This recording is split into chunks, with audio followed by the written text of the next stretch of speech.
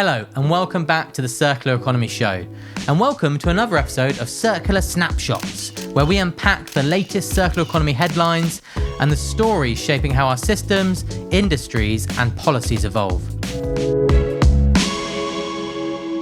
I'm Seb. This week, we're zeroing in on competitiveness, momentum, and real-world pressure from industry to embed circularity into policy and practice. I've got 5 stories for you from the start of 2026, so let's dive in. First up, the EU's upcoming Circular Economy Act, and a piece from the Brussels Times about what it signals about where circular policy is headed.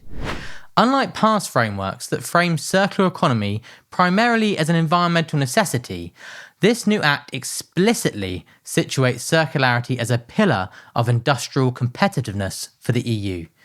Lawmakers are emphasising that getting the basics of waste prevention, material reuse, and secondary markets right is critical for European industry to remain resilient, innovative, and less dependent on volatile raw material imports.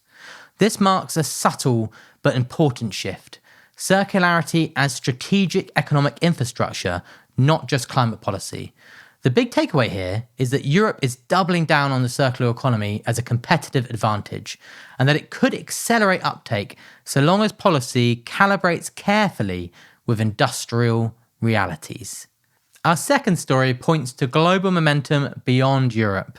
A research team from Chatham House and Unido has conducted a stocktake on national circular economy roadmaps and strategies, updating data that was previously collected in 2024.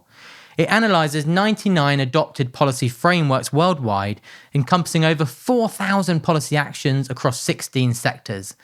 26 additional frameworks have been published since May 2024, with a further 15 under development. And 16 of the 26 new frameworks come from developing countries. The research does highlight that the depth of ambition varies.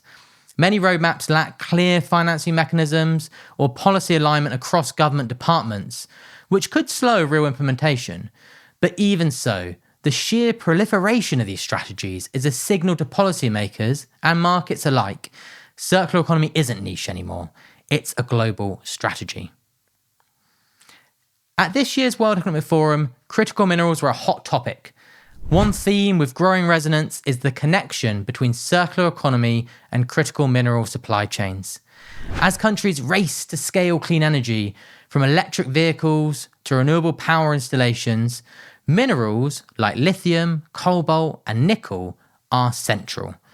Analysis shared on the World Economic Forum agenda highlights that circular approaches could help alleviate supply pressure, diversify material streams, and support competitiveness in clean tech sectors. This refocuses the narrative. Circular supply chains aren't just waste solutions, they unlock new opportunities whilst reducing risk to price volatility, which ultimately makes the clean energy transition more resilient. On this topic, the Ellen MacArthur Foundation's latest publication focuses on critical minerals and the circular economy through the lens of electric vehicle batteries. A piece by Forbes covering the report highlights that without circular systems in place, from design for longevity and reuse to robust recycling, EV production could face critical mineral bottlenecks that slow adoption and increase costs. But arguably more importantly, there are significant scaling opportunities of building a circular economy into this sector today. The paper lays out 5 circular economy bright spots where industry and policy activity already holds promise and calls on further and deeper cross-value chain collaboration as a next step. And now to our final story.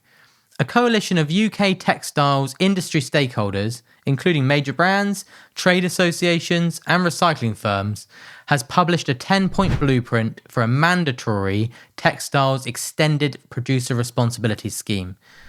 From a circular economy perspective, this matters on multiple levels.